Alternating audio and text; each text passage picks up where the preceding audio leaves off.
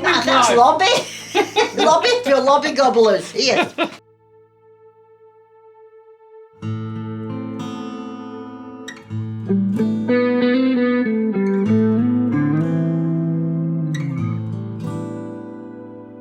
Today finds us up at Alston in the Pennines, the North Pennines up in Cumbria. And we're in limestone country, as you can see up at Alston. And for years and years and years, the lime industry was prolific up here, where they took limestone, quarried it, and then turned it into powdered lime, either to go on the land or to go into the building trade to use lime mortar. And our first story takes us to the little village of Ayle, just along the county boundary. That little brook there, the Ayleside, that's the county boundary between Northumberland and Cumbria. And we're going to go to visit an old lime kiln here, where the last working colliery in England also is. And the second part of our story takes us up onto the Hartside road that runs between Alston and Penrith. And if you're a biker, it'll be a favourite with you, which it is for its hairpin bends. And also this road became one of 10 drives in England that the AA said were the top drives to see. But we're going to be focusing on Greenfell quarry, where our second incident taking place. And we're going to look at a kiln round about here. But if we look at the map later on, you'll see that there's kilns dotted all around the fell here. But to start off, we're going to go to Croglin Lime Works. Croglin is a little village along the bottom of the North Pennine Fell. And the Croglin Lime Works is situated up here, and it's one of the most fantastic kilns that's left remaining in the country. Well, today's story is a little bit grim, actually. Maybe not the best story for bait time. In fact, there's two little stories involved in this. And it involves the lime industry. Now, the lime industry was very important for a long, hundreds and hundreds of years, maybe even thousands of years. But it's something that was just quietly in the background. Didn't get all the fanfare that like the coal and iron and cotton industry got. I suppose you could liken it to a modern day application on a computer that was running in the background. And if it wasn't there, the other things wouldn't function properly. There's a network of old roads up on the moors up here up on the fells. Now just sort of tracks that shooters might use and dog walkers and ramblers use. But back in the old days, these were the main highways. Very important industrial roads as well. So lime, what was it used for? Well, obviously in the Pennines, the soil is very peaty, very acidic, isn't it? And they used to grow crops, they used to grow barley and oats.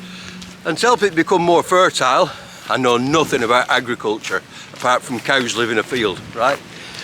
You would use lime to alter the pH, to make sure that the soil was more productive. So it was very important. That was one use. Another use also was for lime mortar for building, and also whitewash for painting. Can't whitewash over this, can you?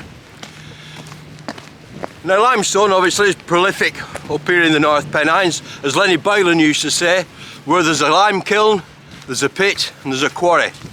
The lime works. And to a big extent, like I said, they were just quietly away in the background over hundreds and hundreds of years. The pits involved in them weren't seen as that particularly important. But for areas that didn't have limestone, like Rosendale, well, it was a valuable commodity and it had to be brought many, many miles by pack horses. And one of the most famous old roads in Rosendale and going across from Yorkshire to Lancashire is which? Limer's Gate, bringing in lime.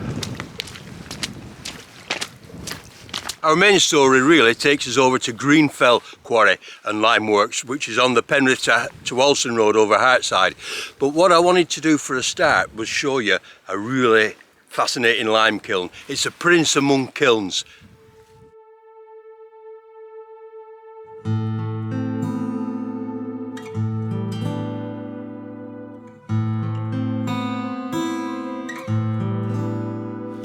Fantastic, isn't it? And it's a double kiln, as you can see. Now the idea was to put a layer of limestone in, obviously broken up, and a layer of coal, a layer of limestone and a layer of coal, like a big sandwich. And the coal round here, it's like the Alston coal, it's semi-anthracite, so it was ideal for lime burning. And it took on average 400 weight of coal to burn 1 tonne of lime, to produce a tonne of lime. And the idea was as well that the kiln was never left to go out. So most of the original Alston collieries and pits up in the North Pennines, which we're part of here, were really to do with the lime industry. And you can just see the eyes at the bottom there. That's where the lime was actually drawn out and then loaded and sent away. In fact, like I said, we've got two tales today, but also there's other stories we could tell of fatalities in lime kilns.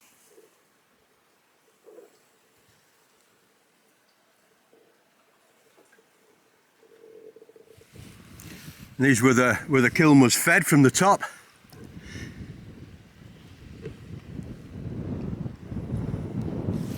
You see the limestone behind us as well. There's always a quarry next to the kiln and a pit not far off, because obviously the limestone coals are associated with the limestones themselves. And you can see with that, you can see the strata, the angle of the dip on it as well, which makes it even more fascinating. Now the last working pit in England, which is Colliery, that also started off to do with the lime industry. In fact, the Shepherd family that own it, they've owned it for years and years and years. Stan Shepherd, him and his wife, they started off the quarry that's there now. The pit today is on top of the quarry, the drift that they're working. But Stan and his wife started the quarry off from the side of the Ayleside on the Northumberland side. And now it's quite a substantial quarry. And there's a nice big old lime kiln there as well. Sadly, there's a big crack down the kiln. But there's also a kiln in the bottom of the pit yard as well as the gates where you go in. Well, we're up on Greenfell quarry now, which is up on the Hartside road, near the Hartside road, which runs from Alston right across to Penrith. And Greenfell quarry is quite big, and we don't know the exact location of today's story, but it takes us right back to 1832, February. And like I said earlier on, we've got two stories. One here at Greenfell and the other across in Alston, both about lime burning. And I'll warn you, this second one is a little bit gruesome. But for the first, we've got the services of Simon Danby, who's a well-known photographer, and he's also a fantastic historian, does an awful lot for the Alston Historic Society and the community in general, putting together histories, oral histories and everything. And Simon is going to tell us a true story that occurred at a lime kiln over at Ayleside, which is near where the last working pit is. And that occurred in 1893. We think it's 1893 because it's been scribbled on the newspaper. It's either 1893 or 1863. So we'll go there first and back to Greenfell, because believe it or not, Greenfell also has an Alston connection later on in time. So Simon, you're going to tell us exactly what then did happen up at Ayleside in that kiln, are you? Okay, what we've got is a thing, it relates to 1896, or maybe 1863, because it's written twice, July. So here's the evidence of that there. Ah, right. I thought it was 1893 when you sent it us. Yeah. Ah, you're right. It is twice. It's very ambiguous. Well, maybe that's why I couldn't find it in paper then. Well, this was just written in a book that was in an album of newspaper clippings that we got years and years ago. But it says this, it says, shocking occurrence near Alston. 3 men suffocated in a lime kiln. A terrible accident happened at Alston yesterday, whereby 2 brothers, named respectively Thomas and Hugh Todd, and a son of the latter named John Todd, lost their lives. The 2 brothers were yeomen living on adjoining estates at Ayleside and White Lea, and were engaged in burning lime, assisted by the son, a young man of about 20. It appears they had lighted the kiln on the previous day and filled it to the extent of some 5 or 6 feet. On the following morning, yesterday, it's a very recent newspaper, it is conjectured that one of the unfortunate men had descended into the kiln for the purpose of levelling the stones, as is commonly done by lime burners.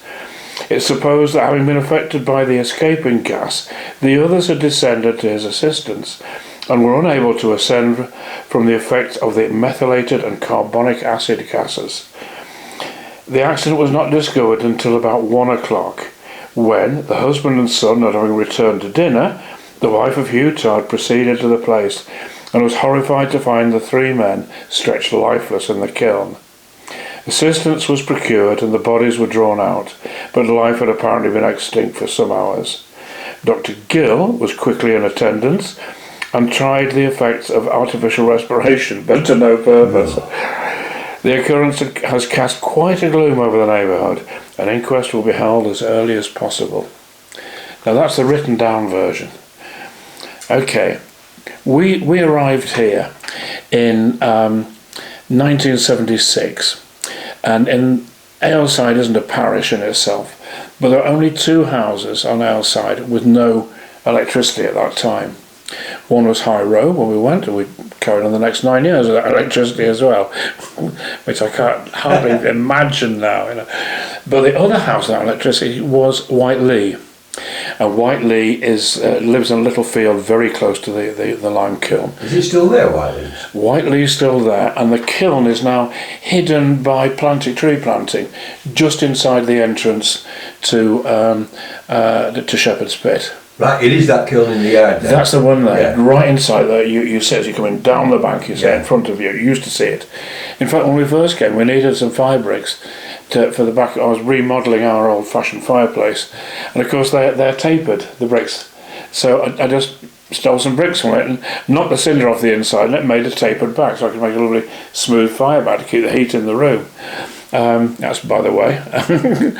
Nobody seemed to be bothered about us doing that. I think the value of them might have been 2pence, if that. Anyway, the other people that, as I say, are in that they're in the field below the road that rises out of Shepherd's Pit and goes towards Ale. It's down towards it. It's got a sign on the gate which says "Shut Yat." All right. It used to be written on. I think it's still there. "Shut Yat," shut the gate. Written by the Cooper family. Now, the Cooper family, slightly hippified bunch of people. Judy Cooper, the matriarch, and Chris Cooper, the father. They were actually separating at the time. Quite a few children involved, including a guy called Anthony Cooper, who works as a filmmaker in the States now. Right. And I'm in a bit of contact with him. And another guy who couldn't settle down to any job, but is now a house parent to his son.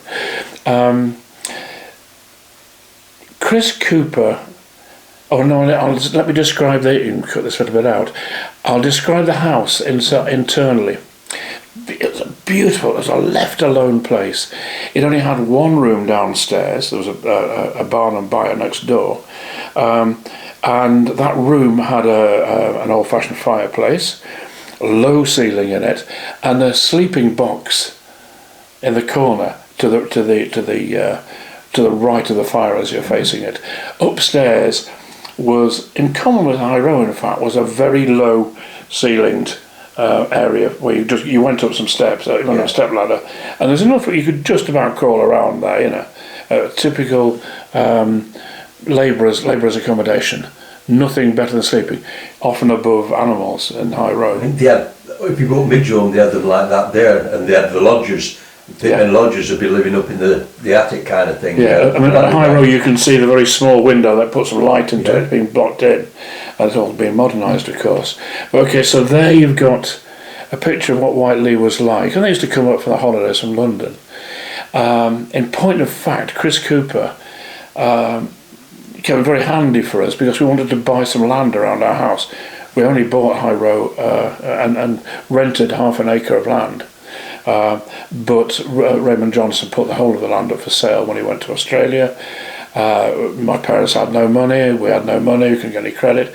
Chris Cooper had just sold his share of a printing firm in London. And he said, "I'll lend you the money, because if I lend it to you, I don't have to pay capital gains on that, do I?" Oh. Quite right, Yeah. So he lent it to us, 5% interest for as long as we wanted. When we sold High Row, we paid him back.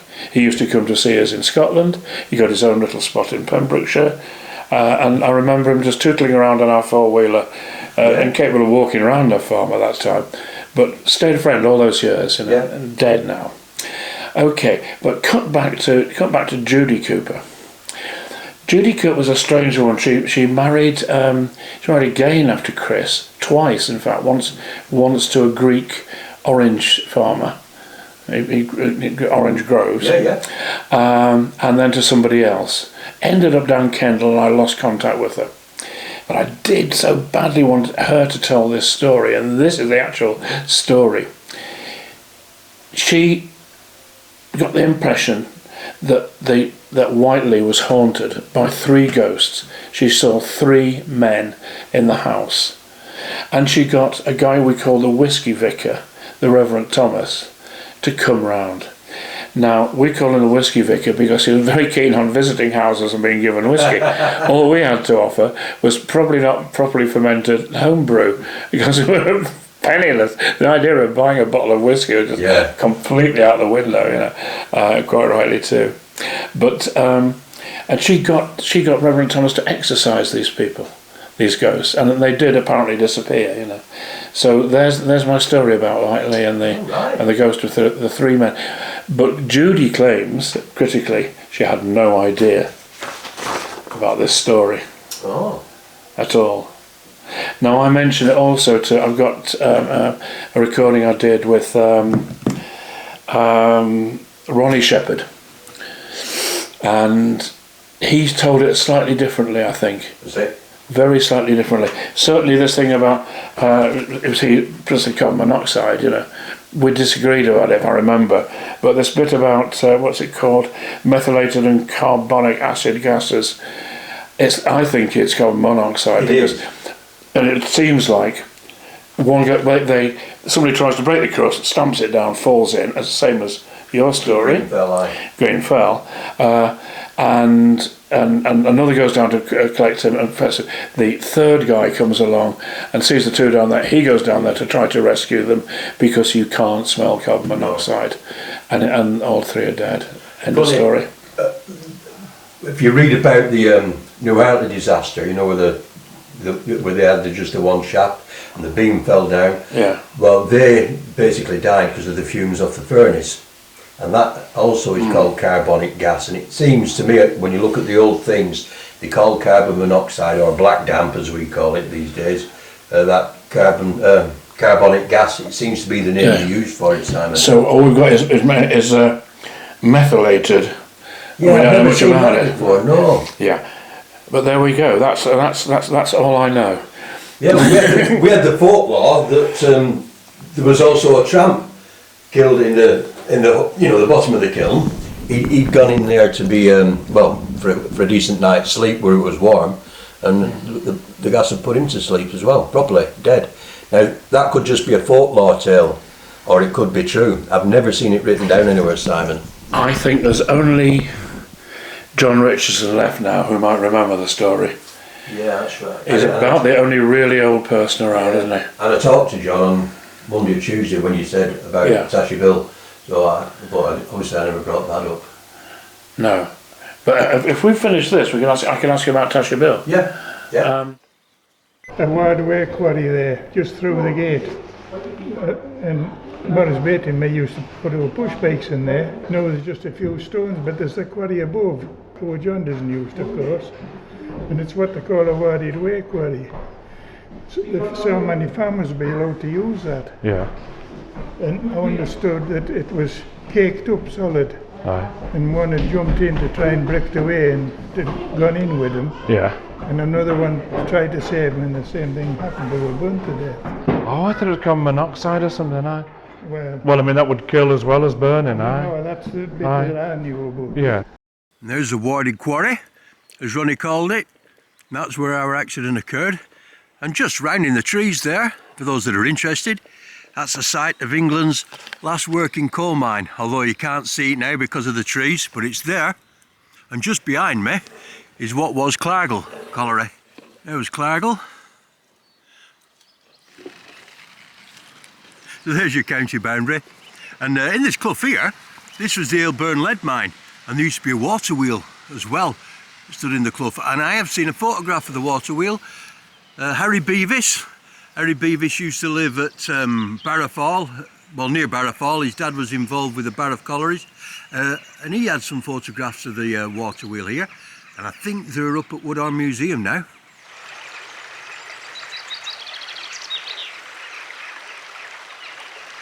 That's where the water wheel used to stand, I'm almost sure. The Ayleside mine was quite interesting. There was a tramway came out of here and across onto the Ayleside into Northumberland, and the drift was in there. And it actually went into some natural caverns as well. I never really got it on, didn't go into the caverns at all. I wish I had. This was the Ayleside mine, the remains of it. Zinc latterly worked for. So this is the actual kiln, or the kiln we believe that it occurred in, where the Todds finally died, sadly. And whether they got suffocated or they burnt, it doesn't matter, does it? It was still a terrible occurrence. Like it said, it caused a great deal of upset in the area. So what was going to be a good enterprise and provide employment for the family, sadly, didn't. And it's sad that we know nothing else about the family as well. I've learnt nothing more. Maybe that more things might come to light. So when it says it was a warded quarry, basically it means that people had the rights just to get the limestone. Like a ward way is a public right of way.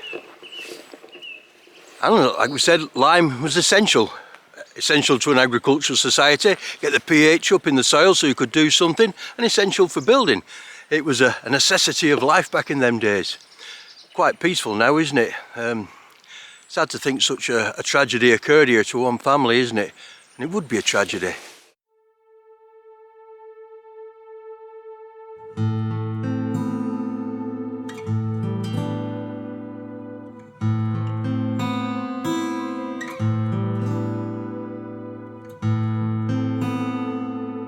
It's great and all to have had Simon to give us some first-hand knowledge and read that paragraph out the papers. I tried to find it in the paper about the Todds, but I couldn't.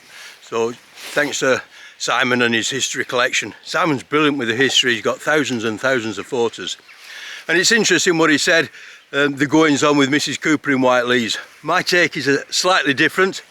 I have studied these things quite a bit. These are the beliefs I have, is that when you're dead, you're dead. And whatever Mrs. Cooper had in that house wasn't wasn't our three friends from the lime kiln, from that tragedy. It was something far more dangerous and more sinister. That's my take on things.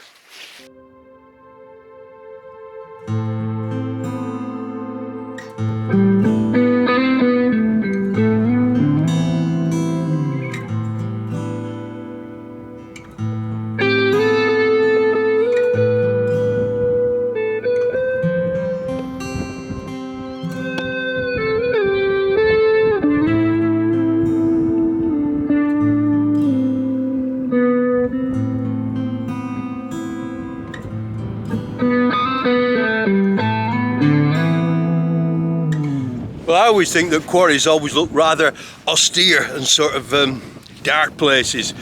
And I love pits. That seems weird, doesn't it? I think pits look so great. And today's quite windy, so it gives us quite a bit of an atmosphere. Now we're going right back to the year of 1832 and February the 19th, which was on a Sunday. And the nice fancy new turnpike road from Penrith to Alston was relatively new. It wasn't even quite 10 years old. And the man that we're going to be talking about is called Teasdale, and sadly I don't know his first name, and it's sad really, because it's good to show respect and tell somebody's first name, isn't it?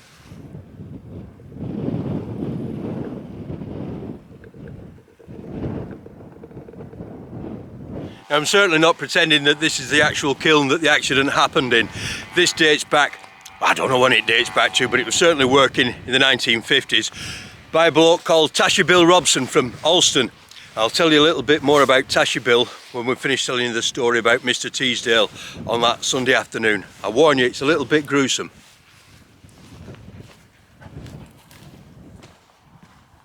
Well, there's lots of older kilns on the other side of the hill, and that's probably where they were. I say the other side of the hill, the other side of the road.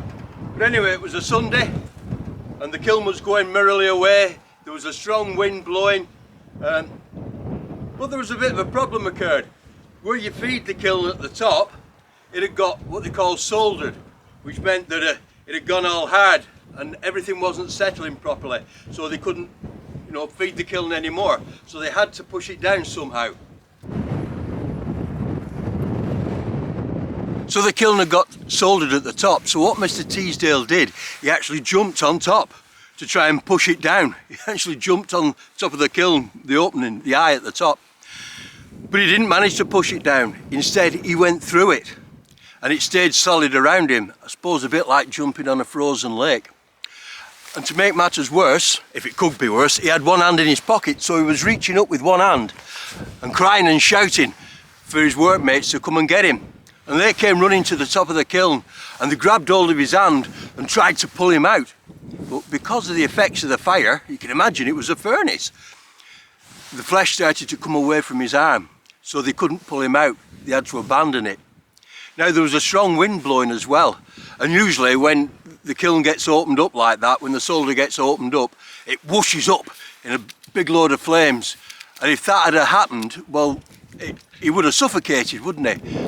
But it didn't happen. In fact, with a strong wind blowing, it kept the flames down, so he actually burnt to death. And when they finally got him out, well, there was only half of him left. There was only his top half.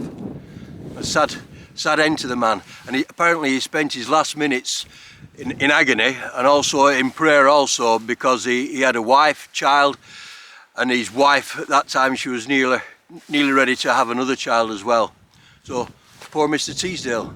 That's what happened up here on Greenfell in 1832. And I think the last owner of the quarry, as I said, was Tashi Bill Robson from Alston. And he had this quarry, probably the one across the road, and he also had the big quarry North Lea in Alston, where they had the self-acting incline down to the railway. The Robsons and the Curras were intermarried, and I'm sure the Curras at the time were running Barrow Colliery in the 1950s before Frank Shepherd had it. So I think the coal for this quarry and these kilns here could have come from Barrow, but they might have also been running Blagle and all at the time. I'm still a little bit hazy on some of those pits that were working in Alston in the 1950s. Well, that's the end of our two stories today. Two tragedies in two kilns in the lime burning industry on Alston Moor. Sadly, there's hardly any photographs actually taken of the lime quarries working. It's a pity really. It was an industry that went for a long time, as I've said. Fantastically interesting industry. We think, oh, it's just boring, just kilns. Plenty of photographs of lime kilns all over the Yorkshire Dales and the North Pennines. Not many photographs of the places actually working. Anyway, cheers for watching.